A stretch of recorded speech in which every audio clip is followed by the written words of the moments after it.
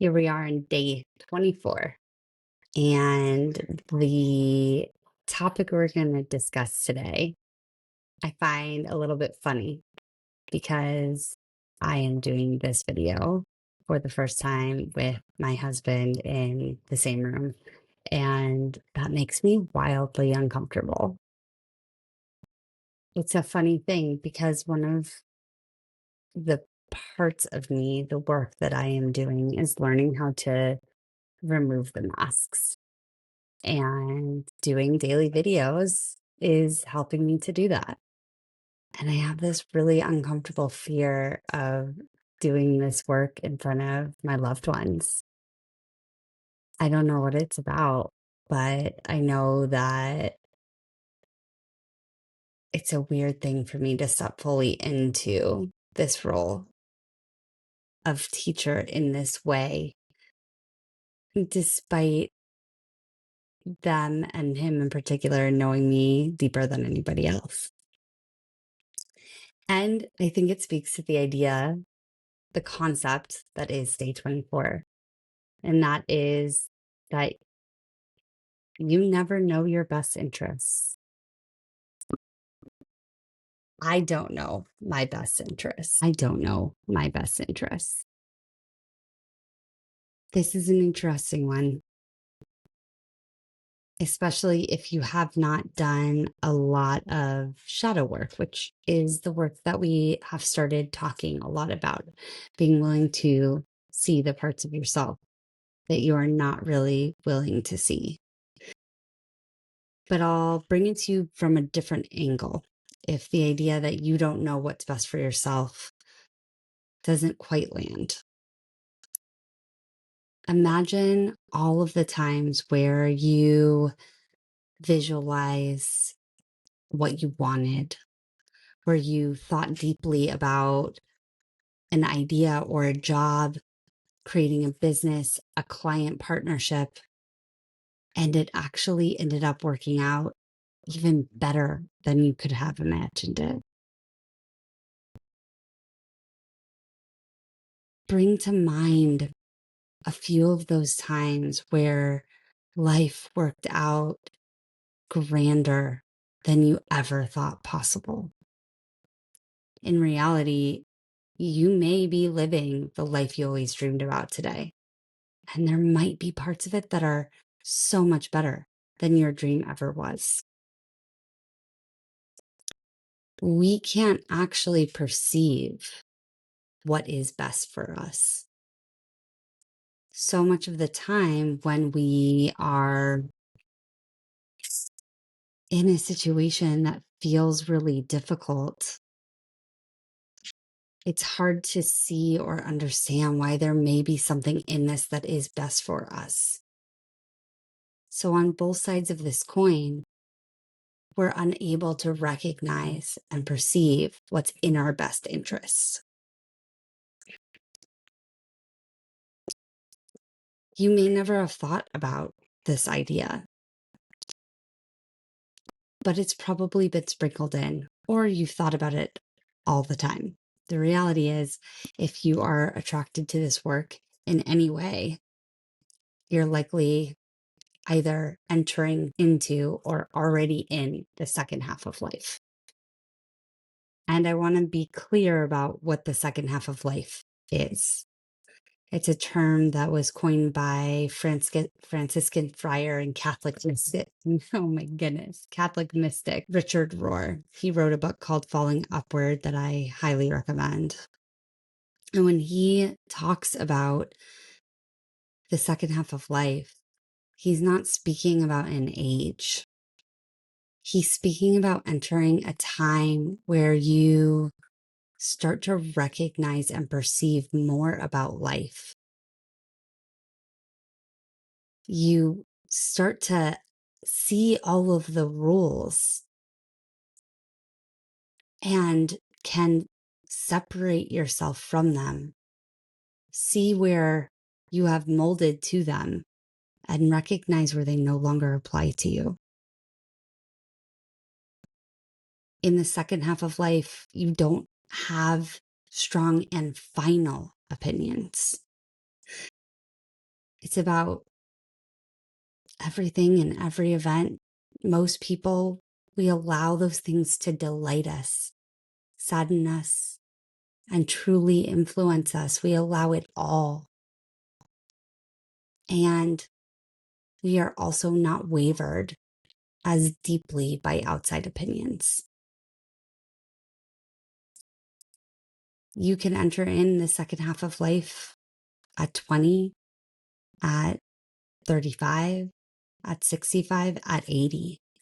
It really comes down to when a switch starts to flip for you and you start to desire to perceive life differently, start to want to interact with it from a soul level.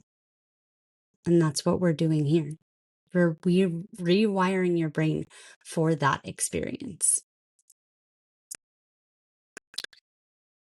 And so we need to start to see how our goals for so many situations are actually keeping us from what is in our best interest. This might be the reason you have attempted to manifest many different things and they never came to be. Your conscious goals are misaligned with the goals and deeper desires of your true self. And so often, our conscious goals are in conflict with what is underneath and in those deeper desires, which we can only see and only uncover when we're willing to see and accept our whole selves, as we've been talking about the last few days. So now, the next step today is to allow yourself to have a little bit of contemplation time around one or two specific desires that you want. And this is really best done pen to paper. But if you'd prefer to just contemplate in neutral time, if you recall, we talked about neutral time being time like washing dishes or folding laundry or driving your car with no other input happening. Whichever is going to be best for you that you can make the time for, any way will work. Choose just one or two specific situations where you have desired outcomes.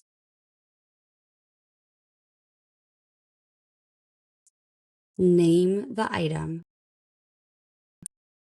and start to recognize, whether you're writing it down or acknowledging in your mind, what you would like to have happen. And see it as a list, an ongoing piece, or write it in that way. So you can start to see all of the different outcomes you specifically want to have happen. And notice where they may be conflicting.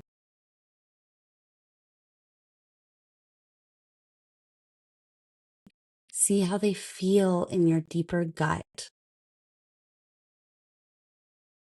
Think about the outcome that you would like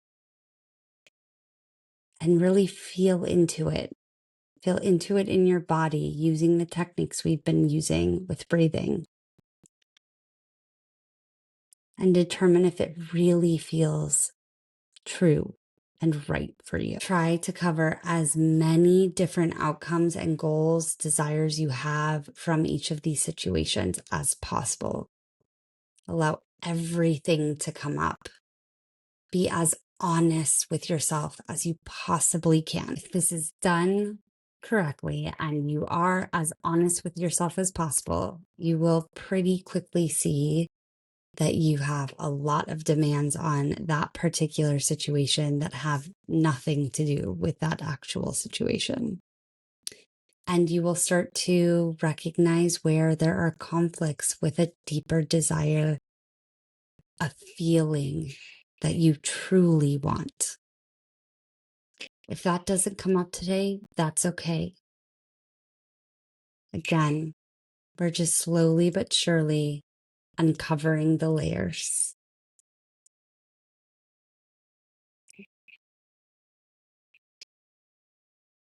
Now take some time, some deep breaths. Ground yourself deeply. See the roots of your body going into the earth. Taking your deep breaths in and out twice as long. And in this moment, allow yourself to see a few situations. 1 or 2 is all you need that you'd like to do this practice on 2 or 3 times today.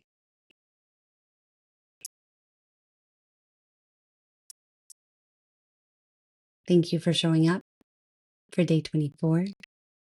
This is ReWired. I am your guide, Jamie O'Connor, and it is 365 days, daily practices to help you rewire your brain for miracles, co-creation, and connect with your truest self. If you have stumbled upon this somewhere outside on the internet, listened to the audio, found the Google Doc of today's lessons, you have stumbled upon a daily practice for spiritually curious high achievers.